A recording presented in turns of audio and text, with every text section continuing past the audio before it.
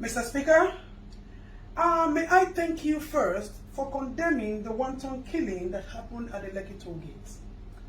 I am also an honorable member of the Federal Republic of Nigeria, and I stand to speak against what my colleague, Mr. Desmond Elliot, has spoken about. Mr. Speaker, may I let you know and reiterate that my colleague, Mr. Desmond Elliot, was once an actor. So we need to find out whether he thinks he's on the acting field, on the stage or in the theater, rather knowing that he's in the house here. May I let you know that, Mr. Speaker, that my colleague, Mr. Desmond Elliot, talking about the social media today, is also a celebrity who have used his acclaimed status to drive his ambition to the national, to the house, and he did a lot of campaigns and people supported him. If not, Mr. Desmond is nothing but a man who has no pedigree or antecedents in politics, if not for the law of godfatherism that brought him into the house. So for such people, it is expected that they betrayed your loyalty that has been vested in them and the trust to come to the house and defend the fellow youth. Mr. Speaker, I am also a youth and I understand the cryings out there. My colleague is talking and talking and talking and showing all Superman power as if he just got a major role. Sir, this is reality and not acting that we are facing here. Mr. Speaker, my colleague spoke about celebrities and actors. May I let you know that these people or this social media that my colleague is talking about is the new judiciary system of the Federal Republic of Nigeria. This is where matters are being deliberated and attention is being gotten to our little problem, since the local government as an angle of the government is not functioning and has not been functioning. So an average Nigerian citizen do not have access to reach his leaders to express his problems and get immediate attention.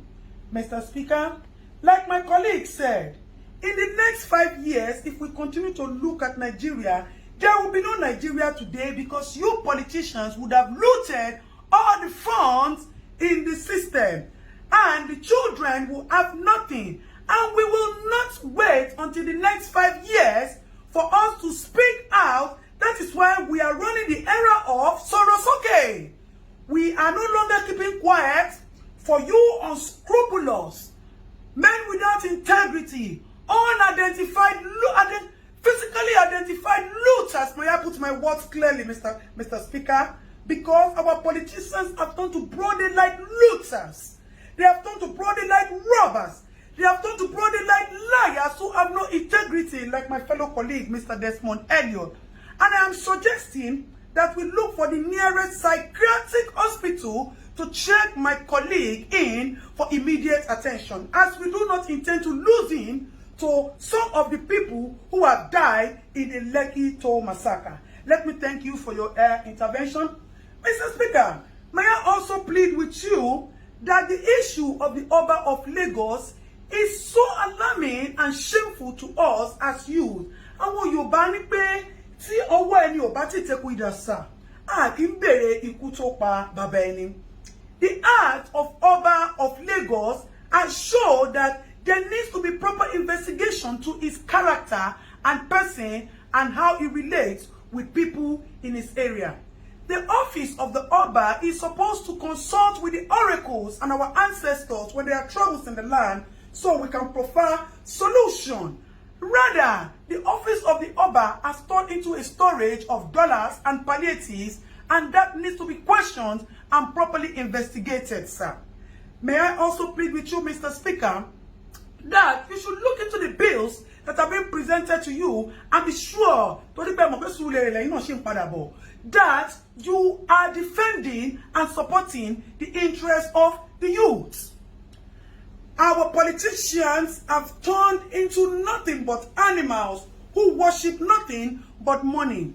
May I also bring to your notice, Mr. Speaker, that there is a fellow member of the government as well who kept some palliatives in his house and decided to share it on his birthday. My people will say, Olori Buruku Nyewasa, with all due permission and respect, Ashiere Ole, and then it is nothing but an action of greed. Mr. Speaker, my fellow colleague is addressing we youths as common children. That's not then we're bad, then we're wrong. We the youth that we as is talking about are the people like us who say we die here or Nigeria gets better. Because we want a good Nigeria and a new Nigeria for our children. May I also let you know, Mr. Speaker, that our interrupted process at the Lekki Gate is supposed to be a kitchen garden where we wanted to cook soup for our future generation to eat. We just put the firewood on the fire and the pot. We have not put the pepper, we have not put the beef, the seasoning, and the onions and the oil to taste so that we can build a new Nigeria for our children. And our children will be the ones to eat the soup. We are not greedy, Mr. Speaker. We are just a generation who does not take nonsense. And we are just a generation who want a new Nigeria. Nigeria has been pregnant for years of corruption, of years of inhumanity, of years of insane leaders, of years of lies and deceit, of years of looting and bad governance, bad road, bad hospital, bad police system. And we thought that if we could conduct a cesarean section for this pregnancy, we'll be able to bring out all these and give birth to a new Nigeria. Mr. Speaker, before I go, I would request a 1-minute interaction with my colleague so that he will know that we are all here to protect the interests of the citizens of the Federal Republic of Nigeria. Desmond, you already know correct. If nobody say that they do you for dream, they talk about social media for you. You think say we no go here. You think say some people where they know you are not going to content or say you got the jambula mouth for house. Be careful, make you not begin to see people like us for your dream. Make you be very, very careful. Meanwhile, me and you will go see jam for Suleri. Make I face, make I tell you, not the way if you do.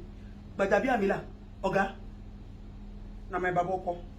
So you know go there, anything will happen to me. You see, say confidence in me, Pogo.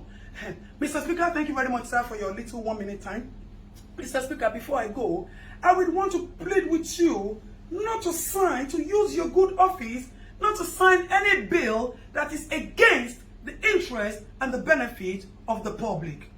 May I also let you know that we seek justice for the people who have been killed. Mr. Speaker, I know that your office still has some powers to do some things because as it is, our governor too looks like he's not okay. He is mentally disabled because today he will say A, tomorrow he will say B. And as my fellow colleague who is not here today said, Papa, he said they have removed the engine, they put B2 tomorrow, and they put DAF next tomorrow. So the engine of our federal governor is not properly okay and also needs to be checked so that we can know the truth of who ordered the massacre killing, why he ordered the massacre killing in Lekki, as there was no iota of crime recorded in the case of Lekki. Mr. Speaker, with all due loyalty and respect, I would appreciate if quick intervention is quickly given to our governor, Governor Sanwo-Olu, as that man is not okay. And we can advise him that he should step down since he has admitted that he committed the mistake and the blunder. Mr. Speaker, thank you very much for giving me the audience. We appreciate your office and we pray that you distinguish yourself from all of that, even though you also have your own past antecedents, which you have been forgiven because of the love of the little that you have been doing in the recent times to us. You have come to realize that government is for benefiting the people, and if you retire yourself, na Suleri they come. So if you not do well, you wait till your eyes see for Suleri afterward. Last you. Mr. Speaker, may I please appeal with you to help me tell my fellow colleague, Mr. Desmond Elliott, that all those wash hand basins he put in Lekki and he's using it for us to wash our hands due to COVID, he should come and pack it. If that is what he has done, that is making him to be jambula talking, jambula mouth, rough handing his mouth, he should come and take it because as it is, we are suspecting that there is no COVID. The government only used COVID to cash out on us. That is why they have not shared. Mr. Speaker, may I also plead with you that you should use your honorable office to help us bring to justice. I need to ask this question, Mr. Speaker. I put it forward to you, sir. Who is supposed to be prosecuted? The people who kept the palliative without sharing it to the rightful owners, or the people who looted the palliative warehouses and took food that are supposed to be your fundamental human rights, sir.